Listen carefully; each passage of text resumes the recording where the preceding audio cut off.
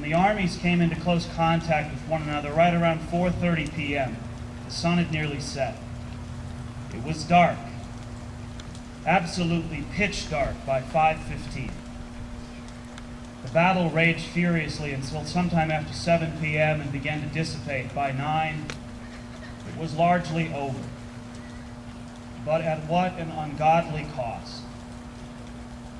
A 5-hour battle resulted in nearly 10,000 casualties. Over 2,000 were dead. 7,000 were wounded. And roughly 1,000 were missing. Approximately 3/4 of the casualties were inflicted on the Confederate Army of Tennessee.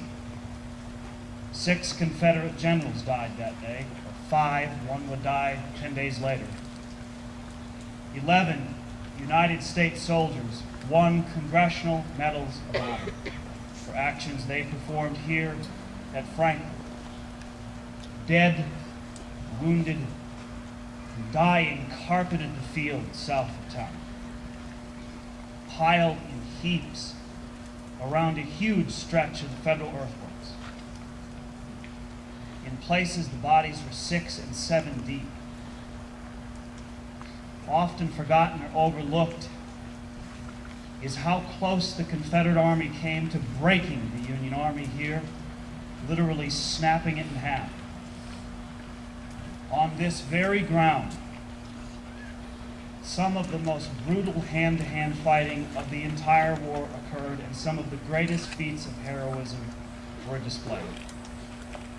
The breakthrough in the middle, which resulted in the fighting here, only happened because Southern troops, led by Generals Patrick Cleburne and John Brown, Mississippi, Alabama, Tennessee, Missouri, Texans, fighting against Ohioans, Indianans, men from Illinois, Wisconsin.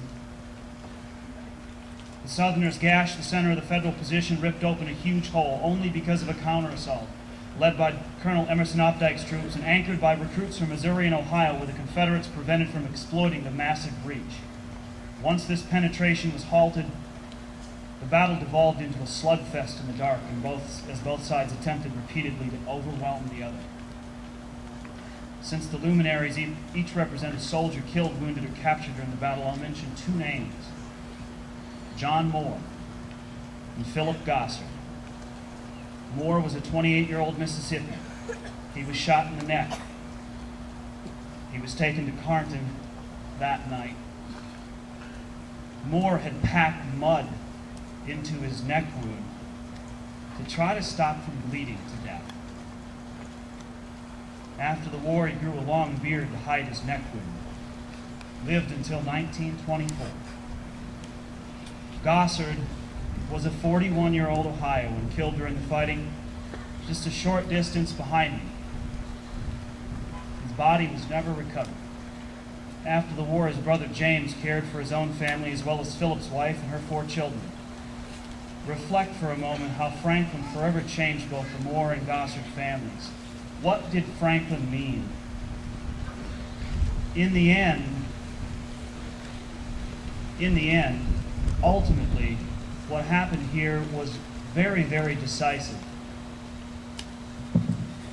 It was not the reckless, suicidal, hopeless effort it's often made out to be. It crippled what remained of the Southern Army in the West. Barely 5 months later, the war was over.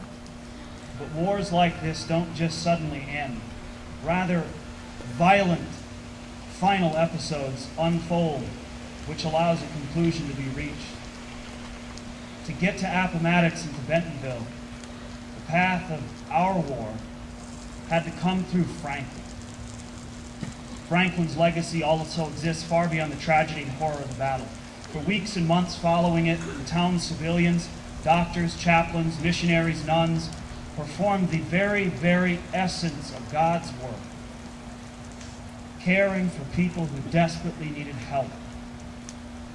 Let us never forget what really happened here as we go about our day-to-day lives. History was made, decisive, important, valorous, tragic history. But this is our history. Thank you.